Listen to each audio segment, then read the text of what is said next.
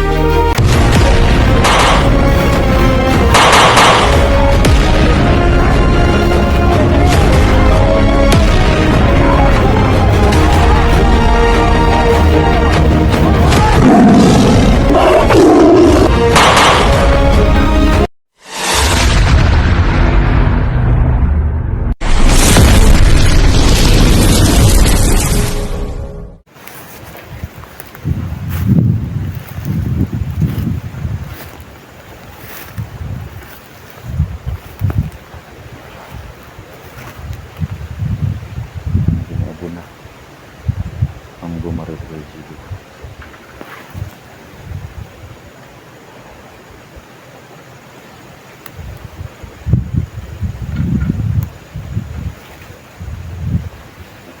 Kaya ngayon hanapin natin ang mga tauhan ng masamang kulto na yan.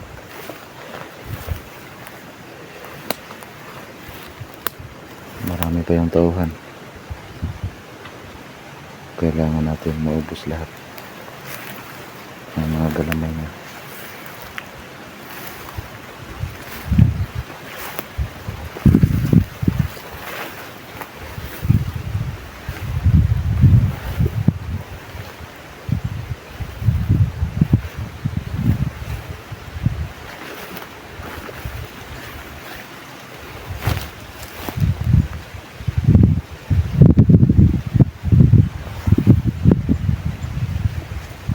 Kailangan ko lang tipirin yung aking kapangyarihan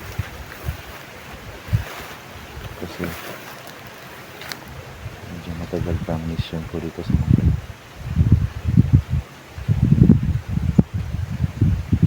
So ngayon pwede ko silang ubusin lahat, pero kailangan ko tipirin ang aking kapangyarihan. At tungkol lang kay Jigo, huwag kayong mag-alala kasi tinago ko muna siya. Pero yung kanyang karamdaman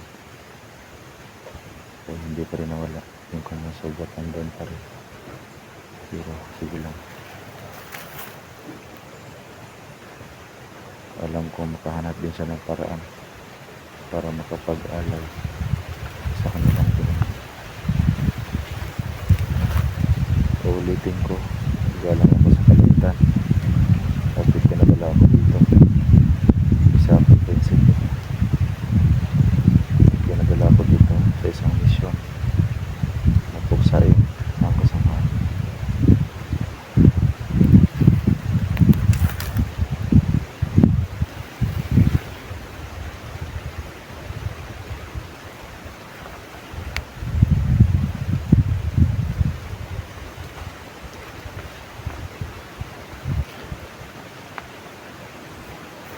Ito, tauhan ito ng ating napatay na pinuno. Hindi sila dapat mabuhay sa mundong ito. Dapat silang ubusin. Kasi puro kasamaan ang ginagawa nila. Tara, lapitan natin yan.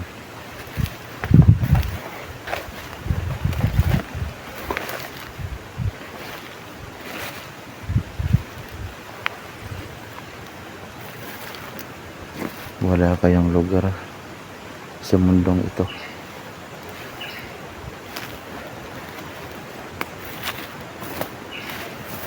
kahit anong gawin nila, hindi sila mananalo sa akin. Walang mananalo sa kabutihan. Harap-harapan ko itong papatayin. Tauhan ito ng pinunong kulto na masama. Kaya wala kang lugar dito sa mundong ito.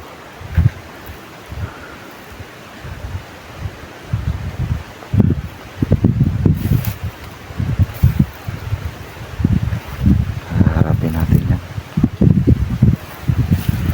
Puksain ang lahat ng kasamaan.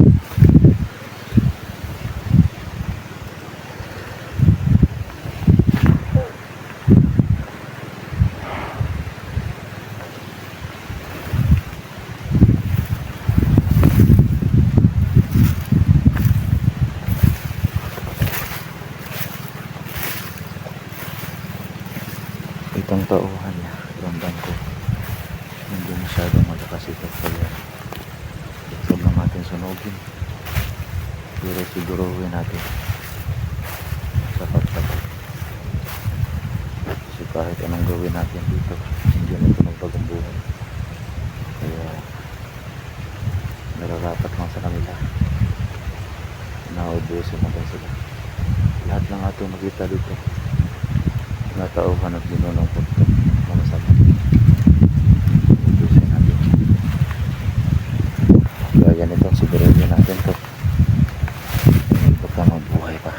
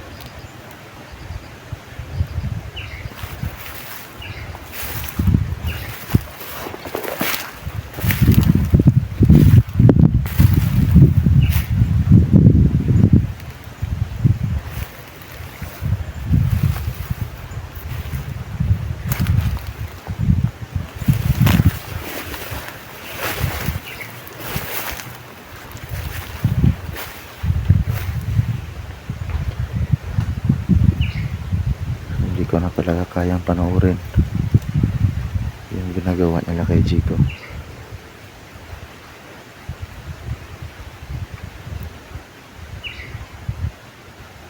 Gaya ng aking sabi kanina, isa akong gabay ni Jigo na nagmula ako sa langit. Ipinadala ako dito ng Ama para tulungan si Jigo. At yun lang ang mission ko, ang puksain ang masasamang kulto, kasi itong si Jigo isa rin itong kulto na mabait, pero dahil sa kasamaan ng kulto na masama, pinayagan ako na magpunta sa mundong ito.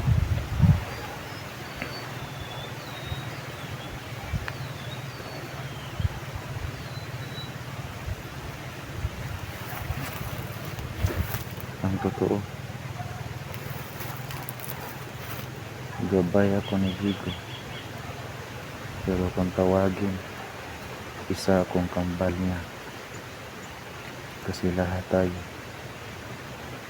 lahat ng mga tao na mabubuhay sa mundong ito ay mayroong kambal doon sa langit. Kaya nga ipinadala ako dito bilang gabay ni Jigo, bilang kambal niya. Ganito kasi yan, bawat tao ay mayroong anghel, at ako ang anghel ni Jigo.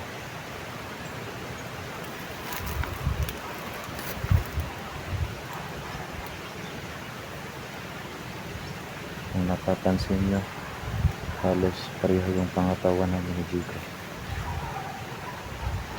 Magpapareho kami ng katawan kasi nga ako yung kambal niya na nagmula sa langit. Pero kung tawagan sa langit yan, isa akong anghel. Ako ang anghel ni Jigo. Kasi bawat tao dito sa mundo ay mayroong anghel. Hindi napigilan at hindi nakayanan ng Ama yung ginagawa kay Jigo. Kaya pinadala niya ako dito. Itong mga gamit na kagaya nito, itong cellphone, wala ito sa langit. Yun ang katotohanan.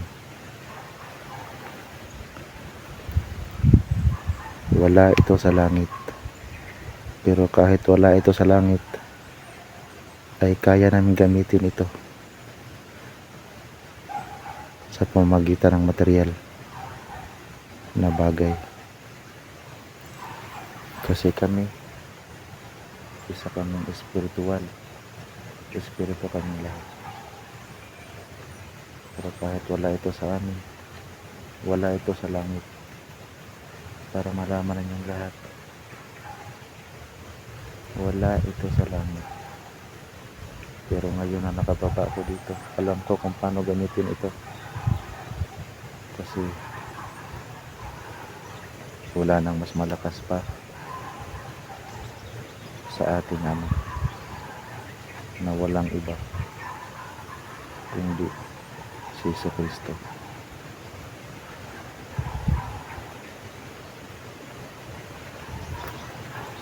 At sa ating Diyos Ama.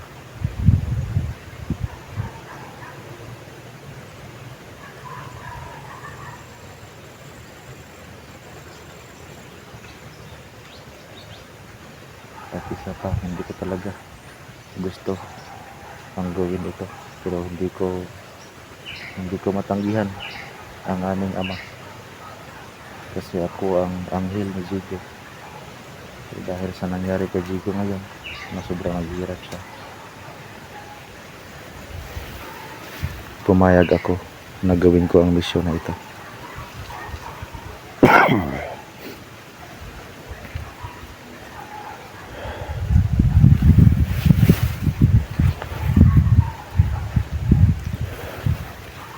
May kasamahan pa yun, hanapin natin.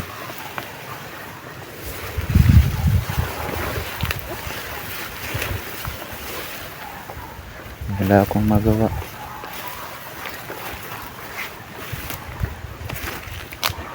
Kasi ito ang utos ng Ama na nagmula sa langit. Napuksain lahat ng kadiliman.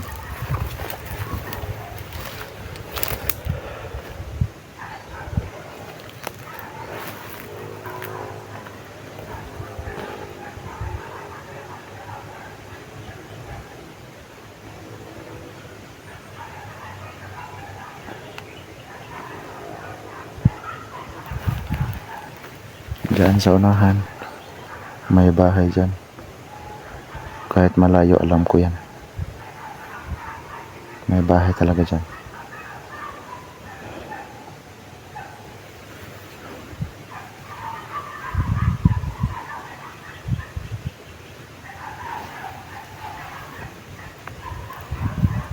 So dito, may isa pang kalaban dito. Napansin ko na. Yan, oh. So itong tauhan talaga, no, ng mga kasamaan. Isa pa rin kulto yan. So yan, magkapareho sila ng kasuotan. So wala talaga sana akong balak na tapusin sila. Pero hindi na kinaya ng ating Ama yung kanilang ginagawa. Grabe yung kanilang kasamaan.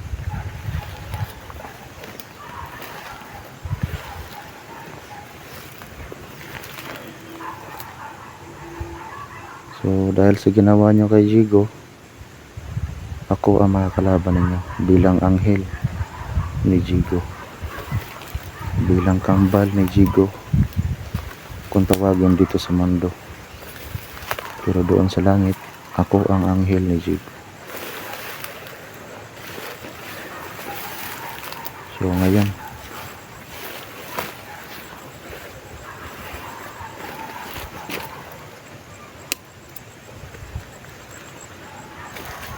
kailangan natin ubusin to. Tupusin natin.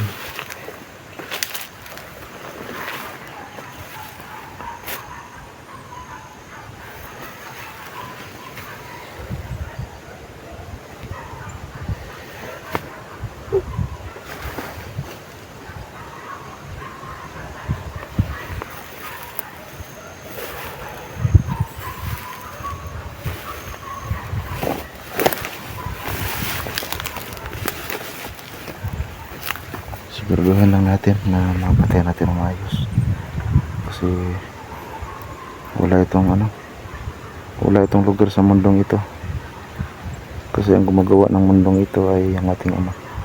So sila dapat sa impyerno sila tumitira, hindi dapat dito. Siguraduhin natin, terus mabuti lapitan natin to.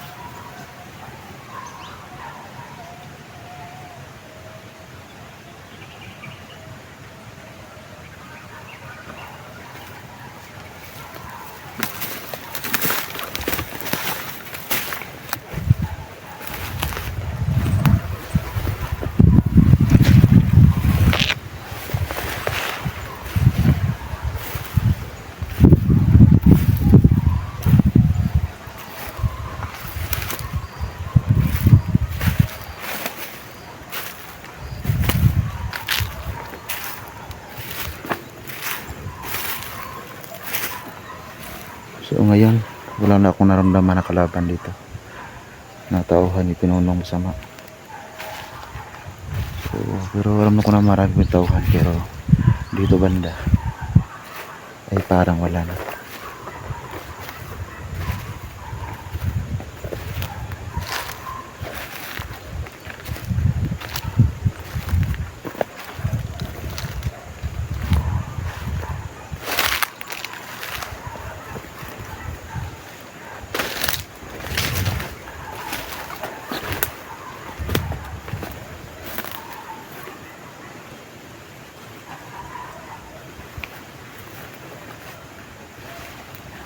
So ito, meron akong gustong sabihin sa inyo lang.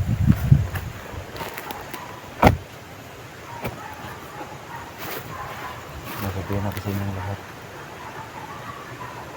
Sana ay hindi kayo matakot sa atin. Kasi kahit wala ito sa langit, itong mga gamit na ito, alam namin kung paano gamitin ito. Gamitin ang tama. Kasi sa ngayon ay lahat ng mga gadget ay ginagamit talaga sa kalokohan. Mas marami yung gumagamit sa kalokohan. So hindi naman bawal itong mga gamit na ito, basta gamitin lang sa kabutihan. So yan, hindi kayo dapat matakot sa akin, kasi ako ang anghel ni Jigo. Ako ang kanyang anghel na nagmula sa langit. Kung tawagin dito sa mundo, ako yung kanyang kambal. Kasi liwanagin ko lang, lahat ng tao na nabubuhay dito sa mundo ay mayroong kambal doon sa langit. Doon sa langit may kambal yan. So ako yung anghel ni Jigo. Ako yung kanyang lalapit, no? Kasi lahat ng tao sa mundo ay mamamatay. So bawat tao may anghel yan. So pag ang tao namatay, mayroong anghel na kukuha sa kanila. At sana naintindihan nyo ang sinasabi ko, no? Kasi gaya ng aking sabi, galing ako sa langit. So pinadala ako dito sa isang misyon. So huwag niyong kalimutan yan. Pag ang tao namatay, mayroong anghel na kukuha sa espiritu ng patay. So itong nangyari sa akin ngayon, kahit buhay pa si Jigo, ay napilitan akong pumunta dito kasi utos yan ng ating ama. So hindi ko talaga maano na magpunta dito ngayon kasi nakita niya si Jigo na sobrang maghihirap talaga, kaya andito ako ngayon. So huwag kayong matakot sa akin. Ito lang ang mission ko, ang ubusin ang kultong masama. Kasi itong katawan ni Jigo, no, si Jigo, isang kulto yan, pero kabutihan yung ginagawa nila. Kaya itong kulto na masama, dahil hindi kaya ng kabutihan, kultong kabutihan, hindi ko rin alam kung bakit hindi nila kayang ubusin. Kaya nga andito ako ngayon, para ako yung haharap sa kanila. So huwag kayong matakot sa akin. Salamat sa langit sa pamamahay na gustong tumulong sa mga kababait na mga tao. So sobrang sarap pala talaga manirahan dito sa mundo. Ang problema lang ay nabalot ito ng kasamaan. Pero kahit ganoon pa man, huwag kayong mag-alala. Kasi andyan naman ang ating Panginoon, ang ating Diyos Ama, ang kanyang bugtong anak na walang iba kundi si Jesucristo. So lumapit lang tayo sa kanya kasi hindi naman talaga maiwasan na magkasala tayo. Kasi itong mundong ito ay nababalot talaga ng kasamaan. So kaya nga pinanganak si Jesucristo para magtanggol sa ating lahat. Pero dapat talaga ay marunong tayong tumawag sa ating Panginoon at isa puso natin yung ating pagtawag, hindi yung tawag na parang wala lang. Kasi dapat pag tumawag tayo sa ating Panginoon, dapat talaga isinasa puso natin para tingin tayo ng ating Panginoon. So yun ang sinasabi ko. Gusto ko lang magpaliwanag kung bakit ako nandito ngayon. So yun lang muna, kasi naramdaman ko parang wala nang kailangan dito.